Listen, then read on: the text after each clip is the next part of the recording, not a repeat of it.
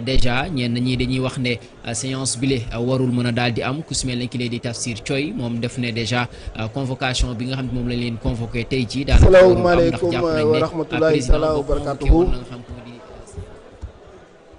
Mesdames et messieurs, la séance est ouverte.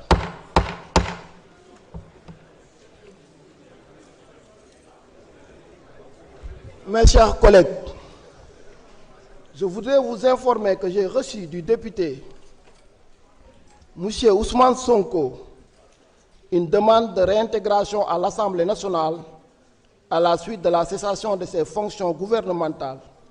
Cette demande a été examinée par le bureau réuni le dimanche 24 mai 2026.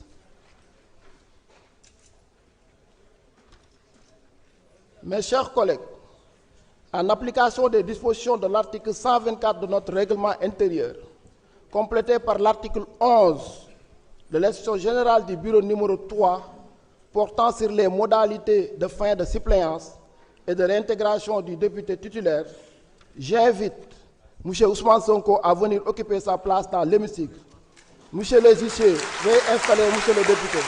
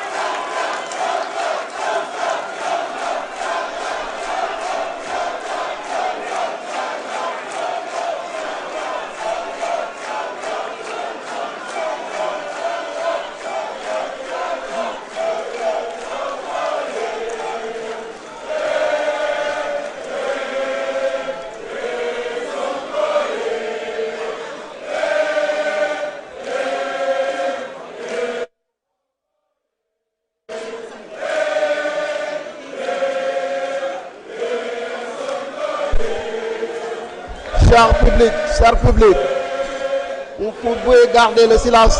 Vous pouvez garder le silence, cher public. Noppi leen tuuti, noppi leen tuuti. Noppi leen tuuti, noppi leen tuuti. Noppi leen tuuti. Noppi leen tuuti. Waaw.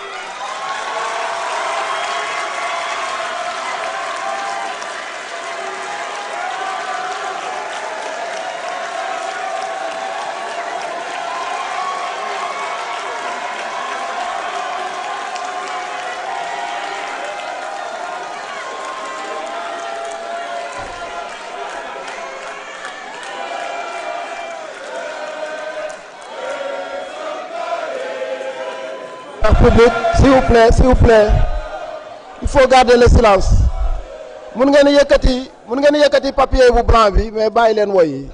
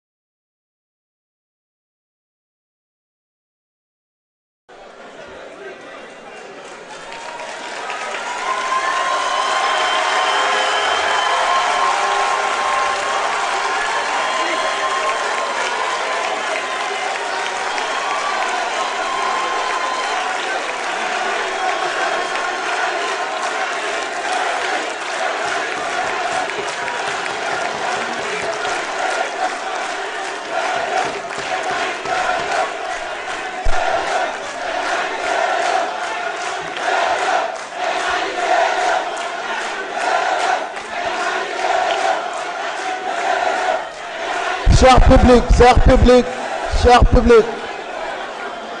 je vous recommande de garder le silence.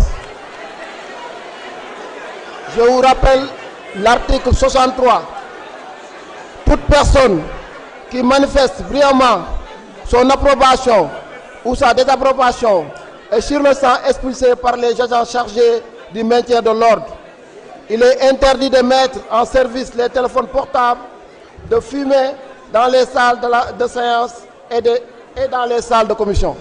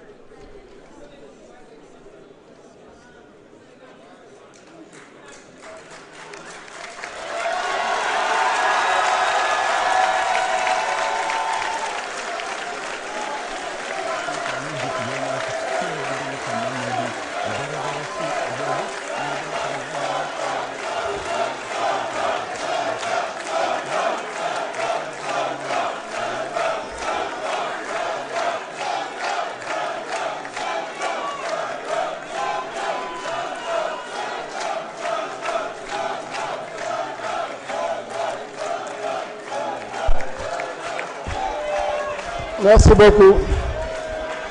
Chers collègues,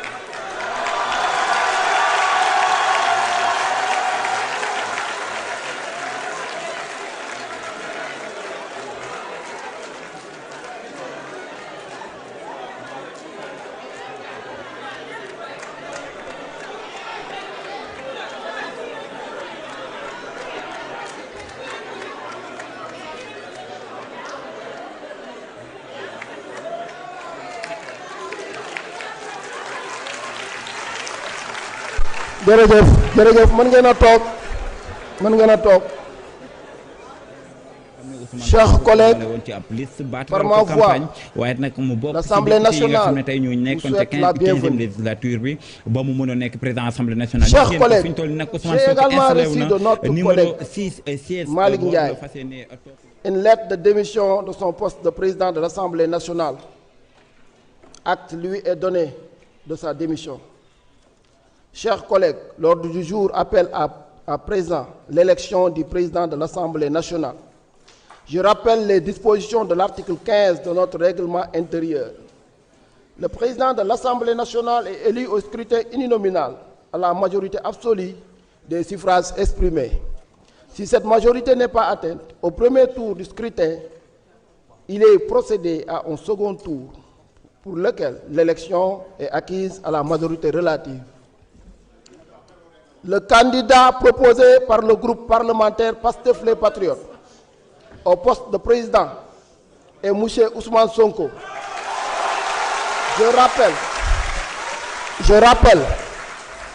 rappelle qu'il s'agit d'un vote au scrutin secret. Je rappelle également qu'il est distribué à chaque député une enveloppe contenant des bulletins de vote pour l'élection.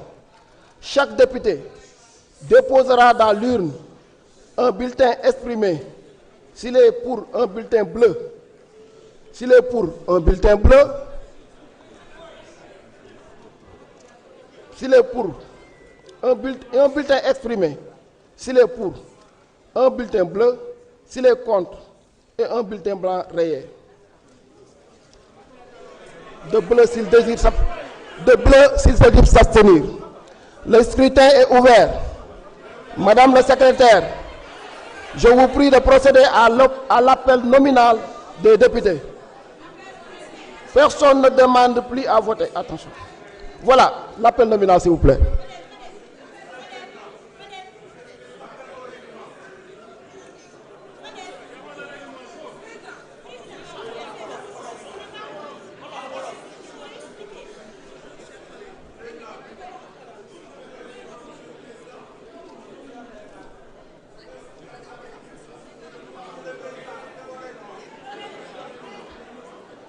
Référez-vous à l'article 15.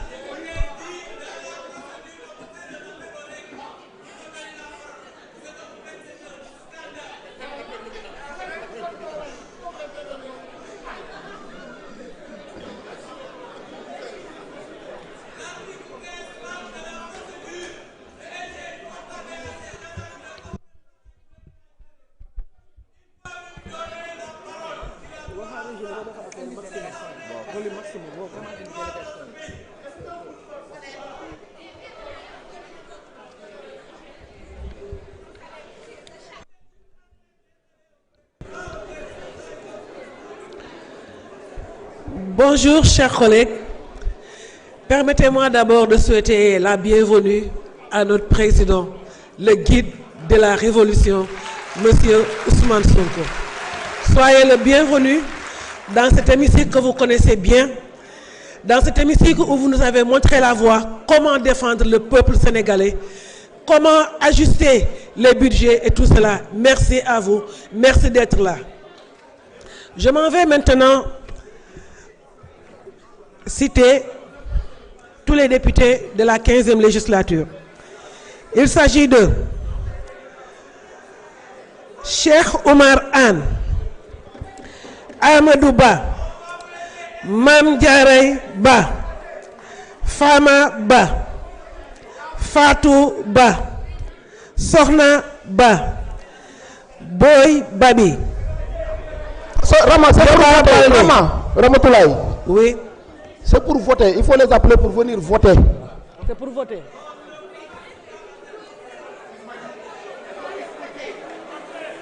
Prends le temps d'expliquer.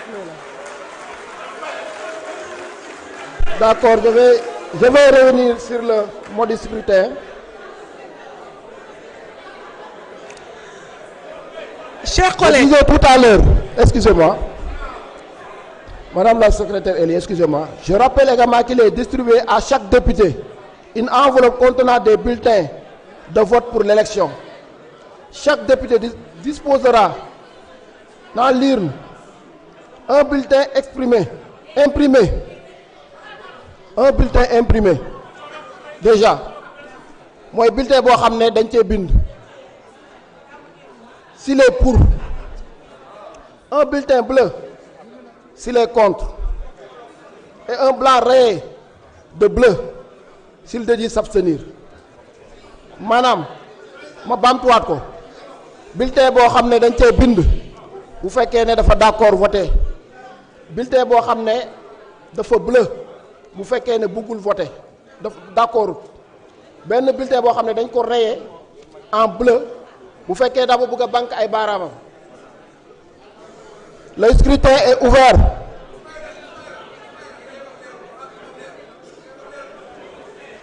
Ma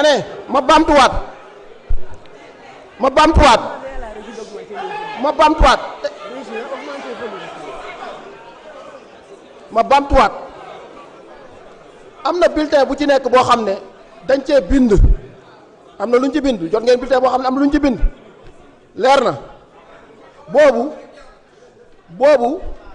boo ko jëlee jëfandikoo mooy nangu ngaa voter pour, maanaam voter ki nga xam ne mooy candidat bi. boo jëlee bulletin bleu bi boo xam ne moom bleu la, bleu moom mënuma ko wax ci wolof nag, bleu mooy boo nanguwut voter candidat bi. léegi nag am na beneen bulletin boo xam ne dafa weex waaye dañoo def benn rëdd ci digg bi, rëdd bu bleu la. boobu moom boobu fekkee ne da ngaa wax ne yow moom voté woo oui voté woo non, da ngaa maandu waaw. kon Ramatoulaye Bodian secrétaire de mun nga woo pour que ñu ñëw voté. Aïcha bismillah. Cheikh Omar Anne, Amadou Ba, Diaray Ba,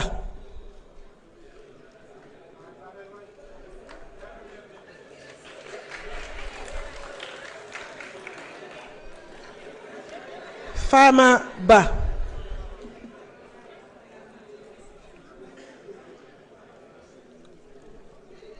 Fatou Ba,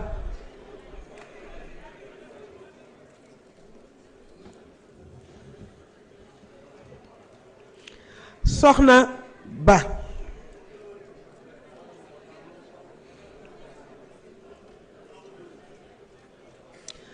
Boy Babi,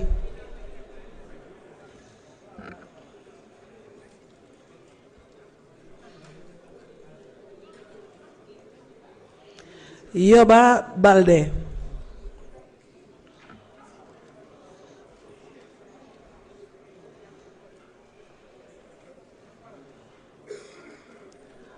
Olemata Bayo,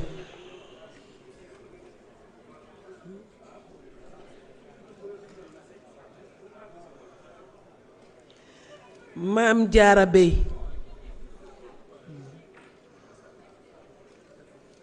ma leen di fàttali itam ne enveloppe bi kenn du ko tëj.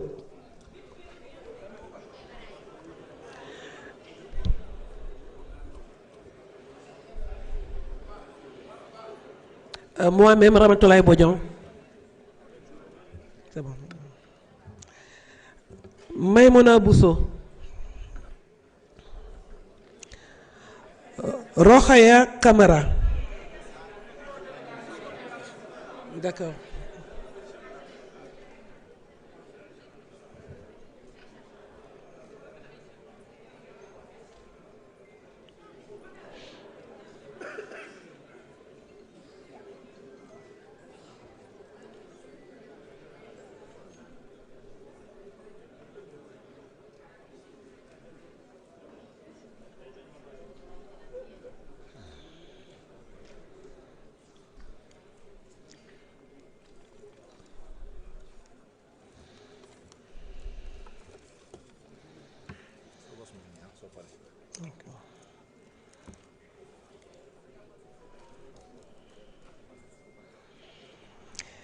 Djibi Ciss.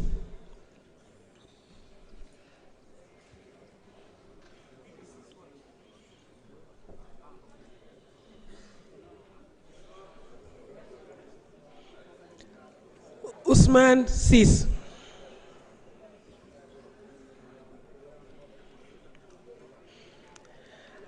Mame Fatou Diop Ciss.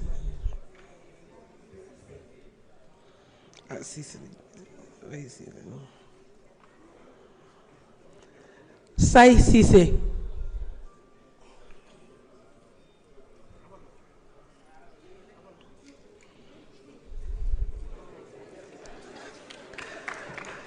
Younoussa Sissoko.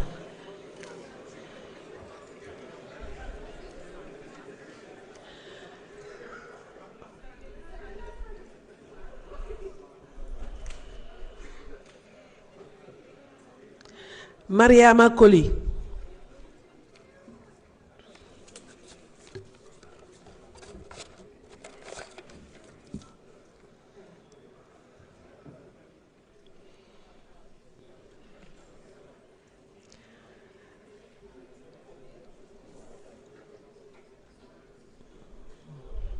Ami Dabo.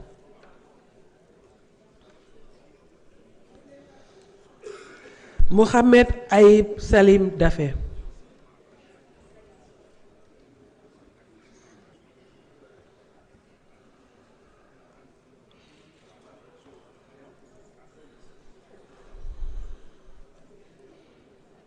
honorable Ramatoulaye woote bi Insa Danfa. mën na gën a gaaw mën na gën a gaaw. Madi Danfaxa. Samba Dang. Samba Dang. Mam Mariama Dari. Amadou Dia. Ami Dia. Anta Dia. Dawda Dia. Amjata Diaby.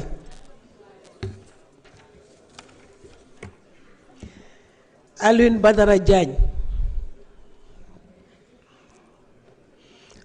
Mamadou Lamine Diaité.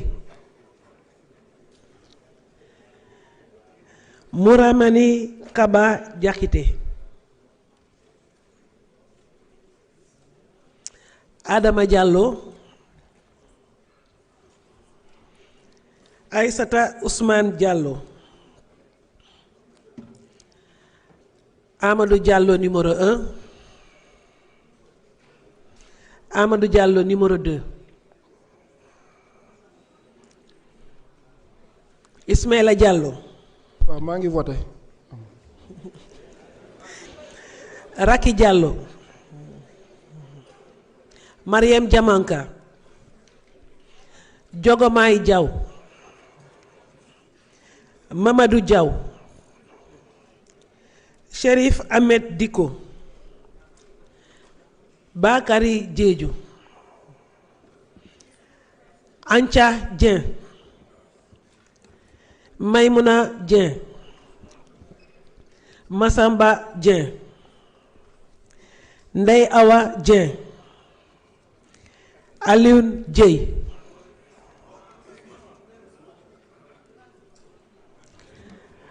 Awa John,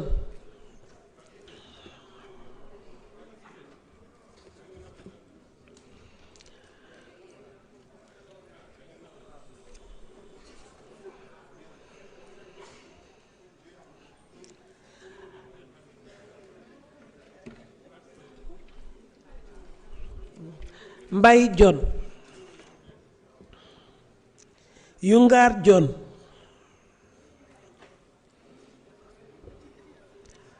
Amadou Mam Diop, Assane Diop, El Hadji Diop, Moustapha Diop, Omar Diop,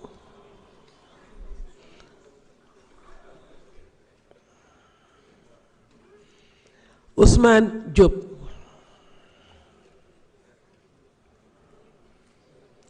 Salimata Diop, Abdourahmane Diouf,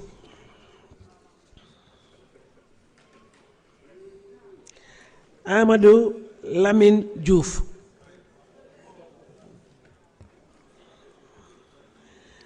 Badara Diouf,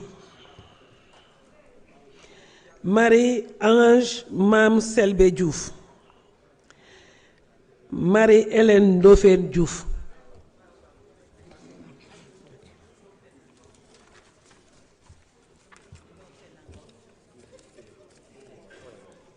deuxième fii laa léegi moom day ñëw di Samba Diouf waaw Samba Diouf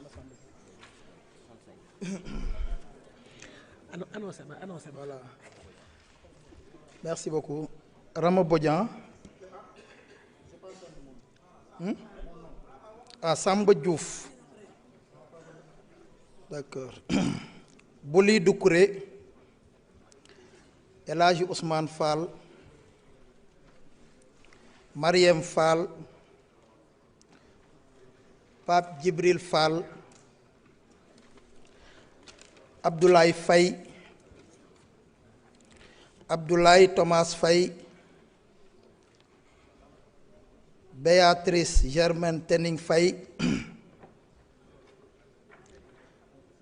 Cheikh Faye Grace Faye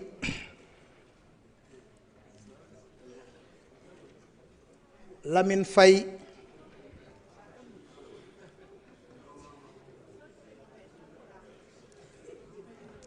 Mbène Faye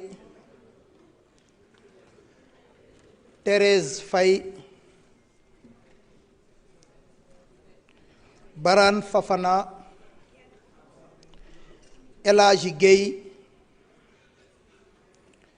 Fatma Gueye Ibou Gueye Alla Kane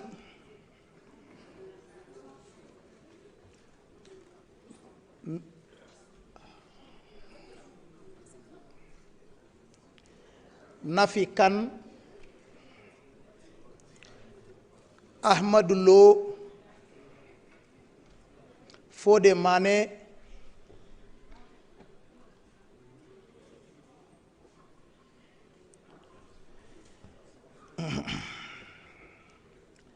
Ndey Fatou Mané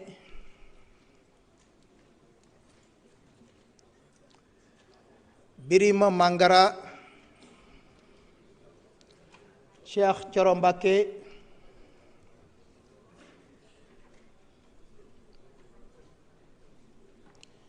Mariem Mbacké Mayabe Mbaye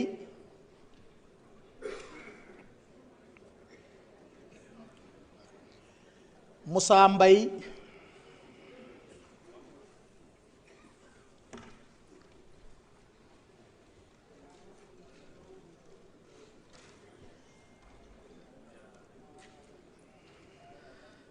Safiyatu Malick Mbaye,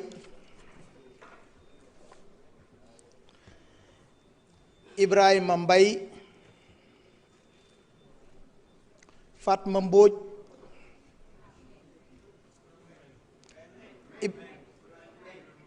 Ibrahima Mbeng, pardon, Fatma Mbodj,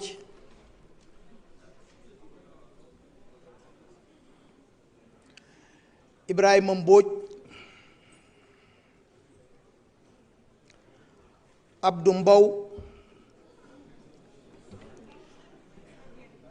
Aliou Ndaw, Amin Ndiaye,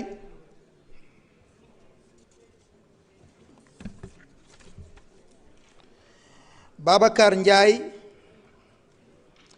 Baara Ndiaye,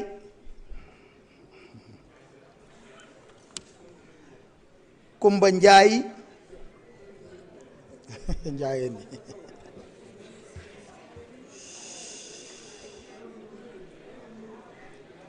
Daouda Ndiaye,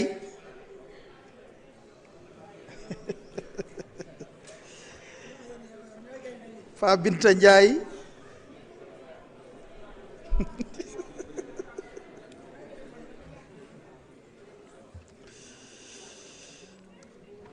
Malick Ndiaye,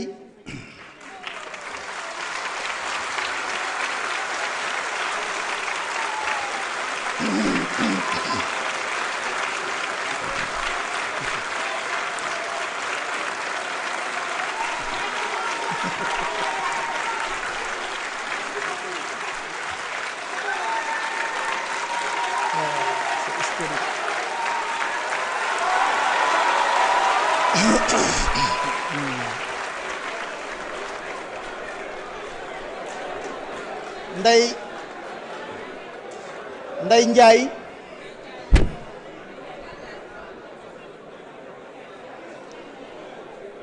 Roqi Ndiaye,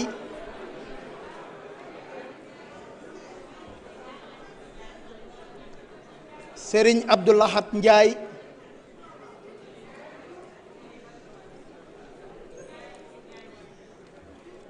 Saliwu Njoon,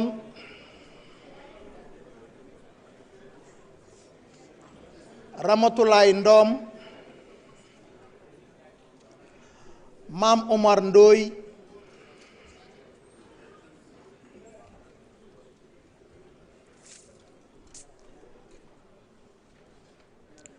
Anta Babacar Ngom, Faatu Ngom, Mohamadu Ngom,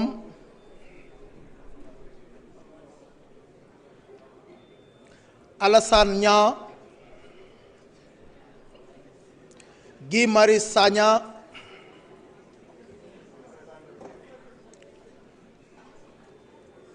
Jacqueline Sagna,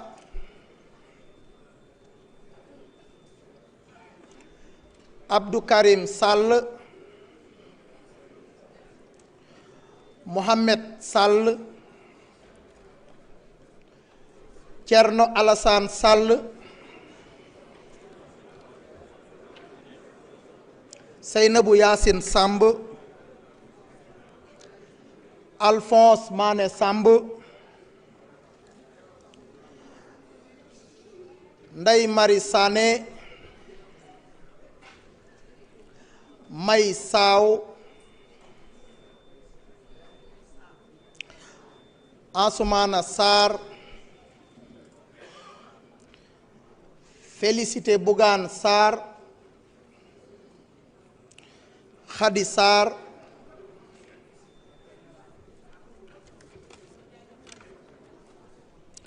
Moussa Amadi Sarr,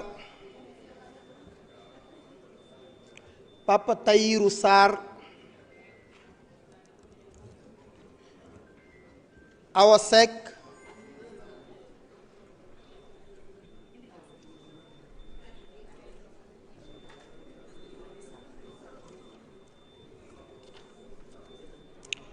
Alioune Sène, Maguette Sène, Mamadou Sey,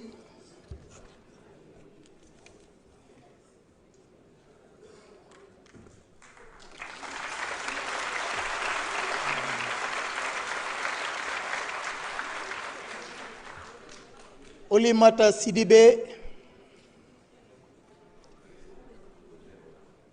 Sona Kinti Soli,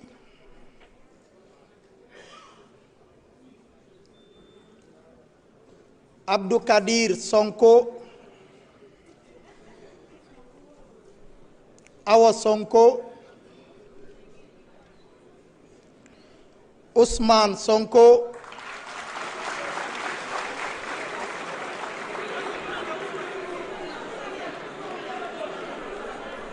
C'est Madame Ousmane Sonko. Madame Ousmane Sonko.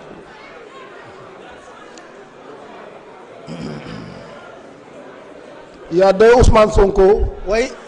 Ici à l'Assemblée nationale. Il y a Madame Ousmane Sonko et Monsieur Ousmane Sonko. Sonko. Il y a aussi Monsieur Ousmane Sonko.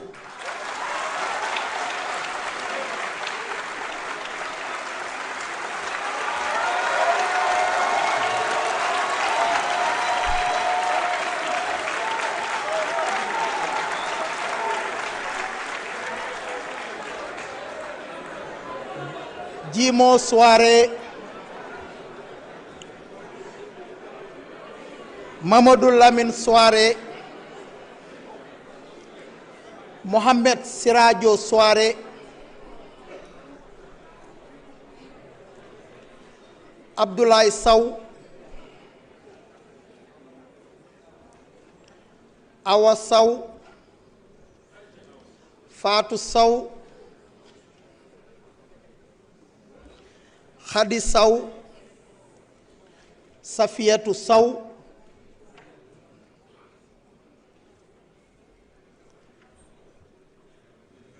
Awa Sy, Omar Sy, Abdoulaye Silla, Makhtar Silla, Abdoulaye Tall, Aïssata Tall, El Hadji Babacar Tambédou, Adama Tanjigura, Mamadou Lamine Thiam, Ndak Thiam, Sokhna Diarra Thiaw,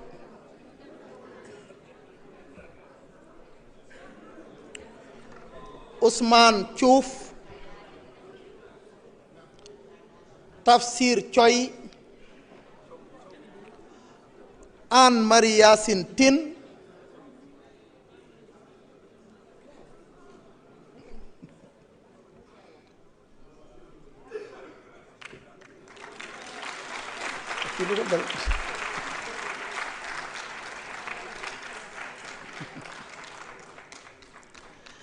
Aïcha Touré,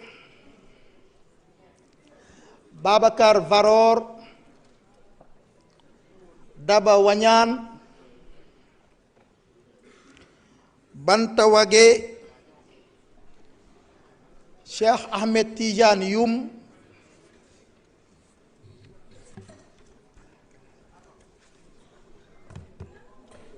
fin de liste.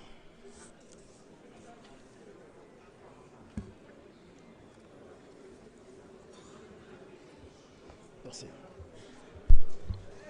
amul kenn ku des pour voter ñu yoroon délégation itam voté nañ.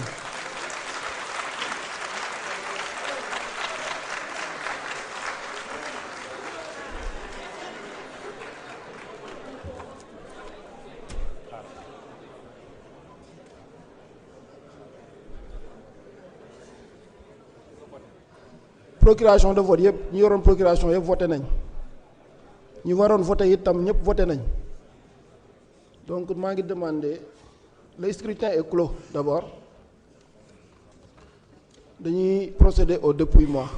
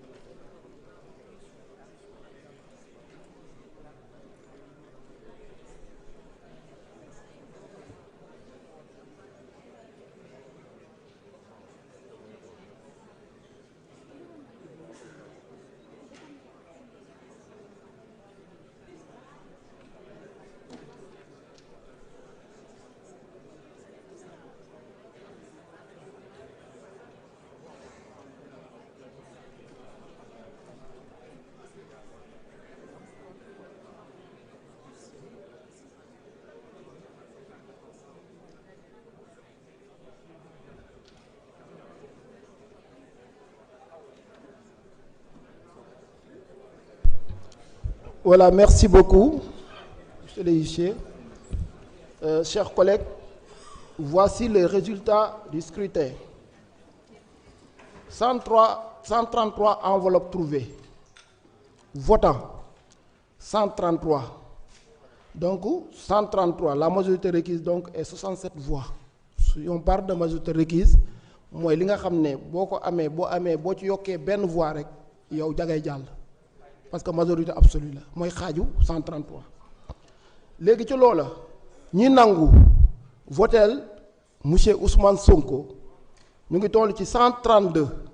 Donc am nañ 132 voix.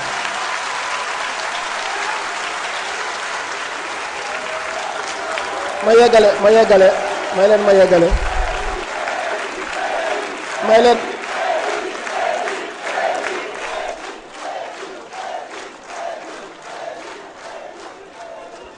may yeggale amul kenn ku ko contre am na ku maandu am na benn bu maandu bulletin nul amul tam zéro la et donc monsieur Ousmane Sonko ayant obtenu 132 voix est élu président de l'Assemblée nationale du Sénégal.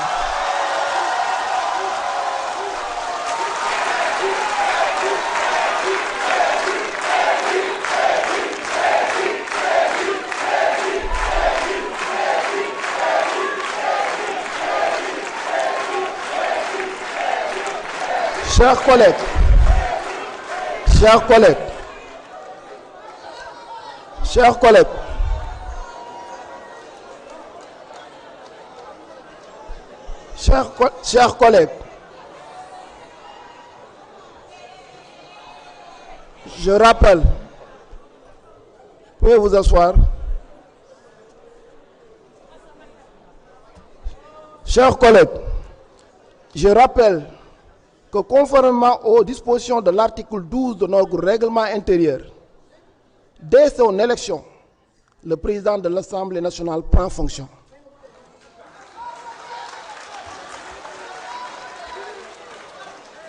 Mes chers collègues, avant de céder la place, je voudrais au nom de tous adresser nos très chaleureuses félicitations à notre collègue, M. Ousmane Sonko, pour son élection à la présidence de l'Assemblée nationale, en vous souhaitant une parfaite réussite dans vos nouvelles fonctions.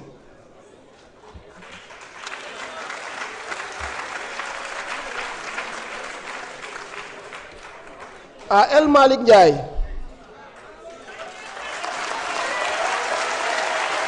le président sortant.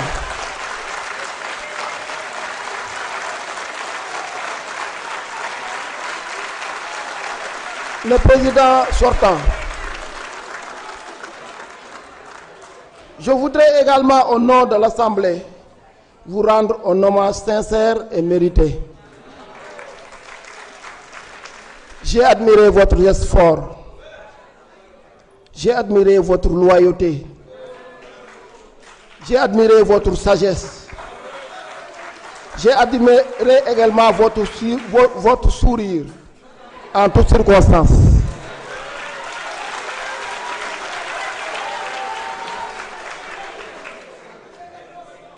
Sous votre magistère, l'Assemblée nationale s'est transformée en votre image.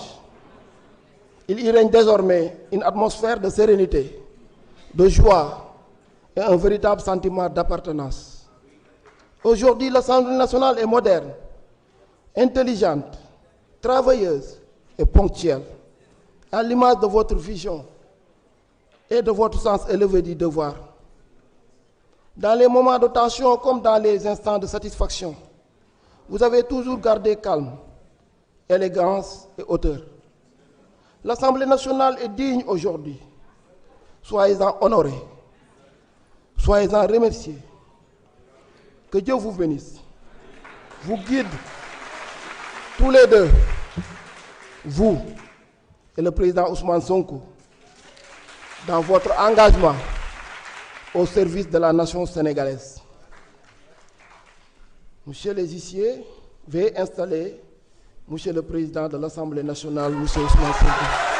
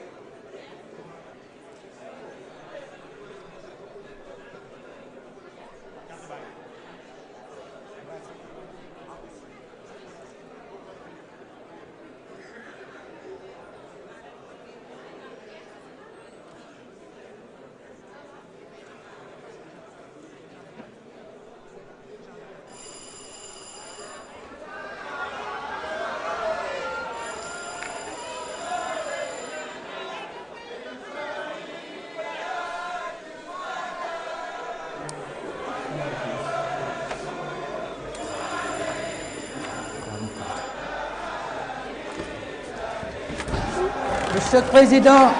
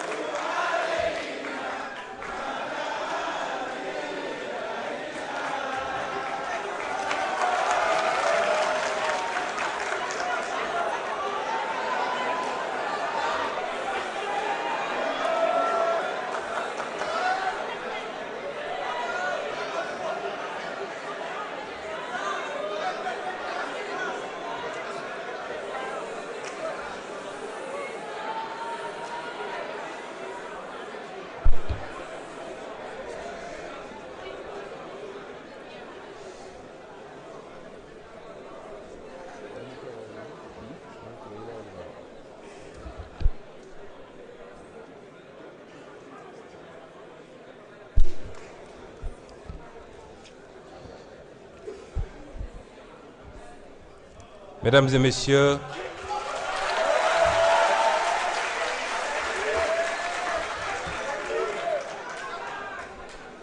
Mesdames et messieurs les honorables députés, Madame le secrétaire d'État chargé d'évacuer les affaires courantes, chers membres du public, avant de vous lire mon discours, vous me permettrez, au nom de la République du Sénégal, une et indivisible,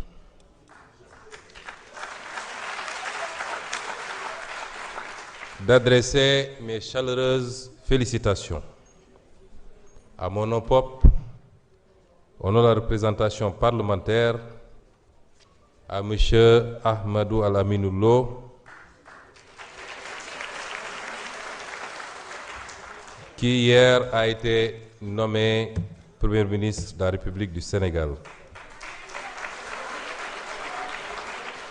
Je voudrais rappeler que je connais personnellement le Premier ministre du Sénégal, que j'ai fait nommer secrétaire général du gouvernement rattaché à la primature que je dirigeais, et avec lequel j'ai cheminé pendant 1 an et demi et abattu un travail colossal dans la confection d'abord des référentiels, notamment celui du Sénégal 2050, le master plan, le master plan et tous les autres documents relatifs au référentiel. Et je peux témoigner que c'est un travailleur acharné, un homme compétent, un homme dévoué.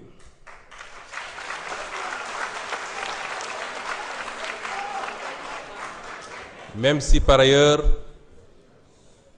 je dois à la vérité que nous avons certaines divergences sur certaines questions, notamment la question monétaire, la gestion de la dette et d'autres questions similaires. Je voudrais dire qu'un gouvernement se forme normalement avec la formation politique majoritaire dans un pays.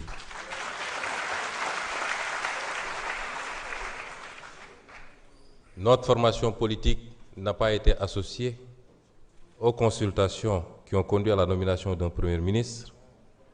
Elle n'est pas associée à ce jour aux consultations pour la formation d'un gouvernement et par conséquent, je voudrais dire qu'on ne peut pas faire du PASTEF sans PASTEF.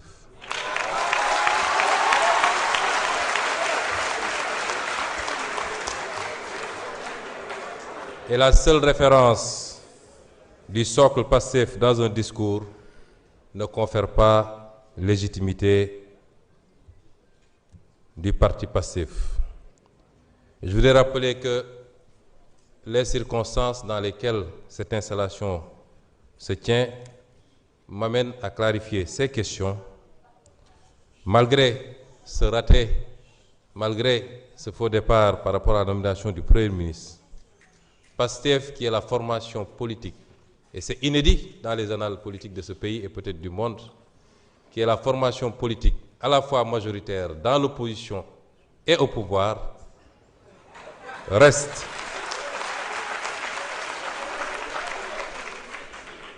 ouvert à une discussion responsable qui met de côté les égos pour trouver les voies et moyens d'une gouvernance apaisée et terminer ce mandat dans les meilleures conditions.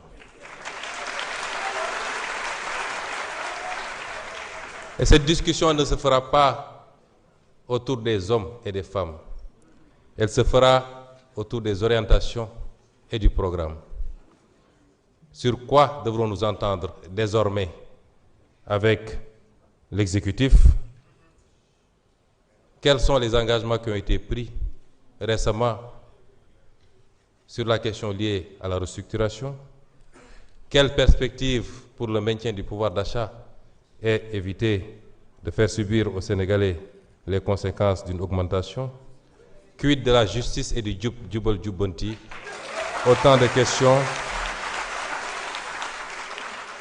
questions qui devront fonder les discussions s'il en est avec le président de la République pour pouvoir envisager de continuer à l'accompagner dans la sérénité, le parti, l'Assemblée nationale, les majorités que nous détenons aussi bien dans l'opposition qu'au niveau de l'exécutif. Et j'en appelle donc à la responsabilité, au sens du dépassement. On ne peut pas être dans un système d'hyperprésidentialisme au Sénégal aujourd'hui. Et la configuration actuelle en a décidé ainsi. Mesdames et messieurs les honorables députés, nous voici réunis dans cet hémicycle en un jour 3 fois symbolique. Lendemain de Pentecôte et retour de Popenguine pour les chrétiens, jour de la station et du jeûne d'Arafat et veille de la Tabaski pour les musulmans. Il y a quelques jours encore, j'étais à la tête du gouvernement. Mon bilan y est très précis. Transparence sur la dette cachée, renégociation des intérêts compromis du Sénégal, respect des échéances de la dette, refus de la restructuration, plan de redressement économique et social, moralisation de la vie publique, notamment pour tout ce qui concerne les fonds, la corruption, le train de vie de l'État et les réformes, exigence de justice, protection de la société et de ses valeurs, notamment avec cette loi contre l'homosexualité, gestion des cas complexes liés aux inondations et des campagnes de production agricole, maîtrise du coût de la vie pour les Sénégalais, apaisement du climat social, redéfinition du modèle de développement, sauvetage des entreprises en difficulté et lutte contre la corruption, je le répète encore. Et maintenant, l'Assemblée nationale. Qu'il me soit permis d'abord de rendre un hommage appuyé, fraternel et solennel à mon prédécesseur.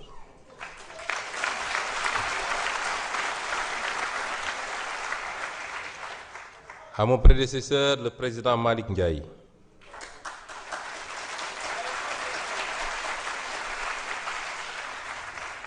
Pour sa loyauté sans faille envers les idéaux patriotiques qui nous rassemblent. Et pour son dévouement de chaque instant. De le féliciter ensuite pour son bref mais brillant passage à la tête de cette Assemblée, qui l'a profondément transformé.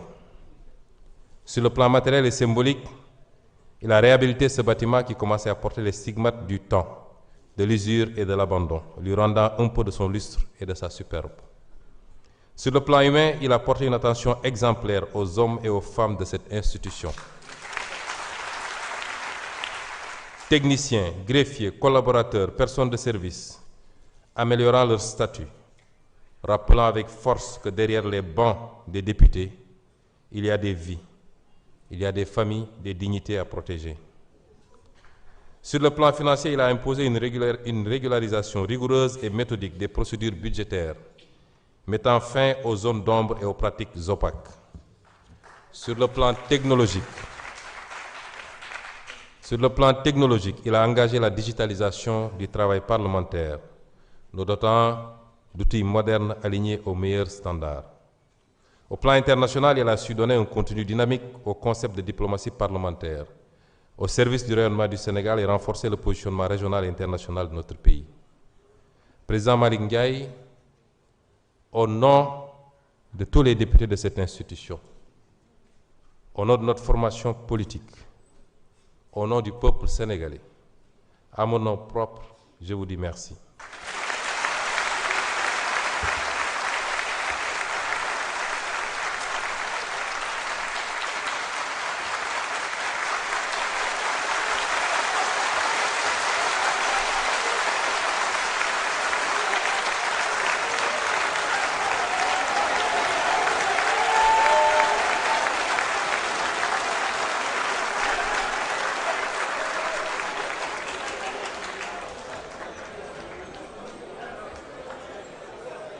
Je remercie également du fond du cœur les députés qui m'ont accordé leur confiance. Députés de la majorité, mais plus encore députés de l'opposition qui m'ont accordé leur confiance. Cette confiance me lie. Aujourd'hui, vous me donnez plus que jamais les moyens insoumis et institutionnels de notre rôle de gardien vigilant de notre révolution.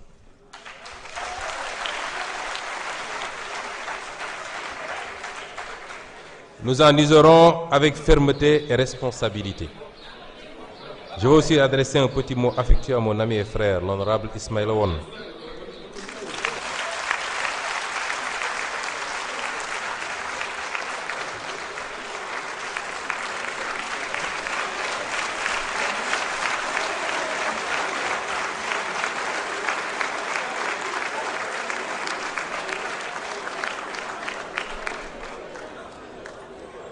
Ismaïl, j'ai éprouvé une immense satisfaction de savoir que ça allait être toi, mon suppléant.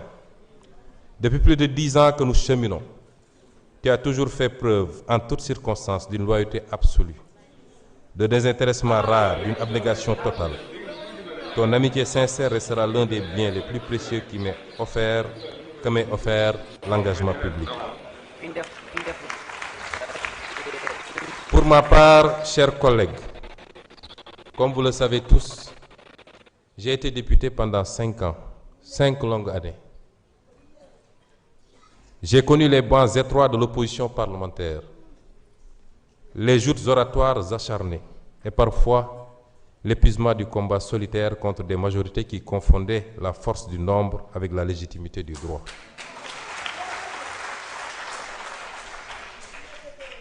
Puis j'ai été maire avant d'être appelé à devenir Premier ministre. Cette expérience, renforcée par mon parcours technique dans la haute fonction publique et la parfaite connaissance de tous les dossiers gouvernementaux en cours, seront des atouts précieux pour la montée en puissance de notre Assemblée dans ses rôles constitutionnels. Mesdames et Messieurs les députés, en entrant aujourd'hui dans cette Assemblée nationale avec la responsabilité de la présider, je mesure pleinement la gravité du moment historique que traverse notre pays. Me voici appelé à conduire l'institution chargée de représenter directement la souveraineté populaire. Certains y voient une crise, d'autres un déchirement. Moi, j'y vois d'abord une épreuve de vérité pour notre démocratie. Les peuples ne jugent pas seulement les hommes politiques sur leur victoire. Ils les jugent surtout sur leur capacité à demeurer fidèles à leurs principes lorsque le pouvoir devient inconfortable.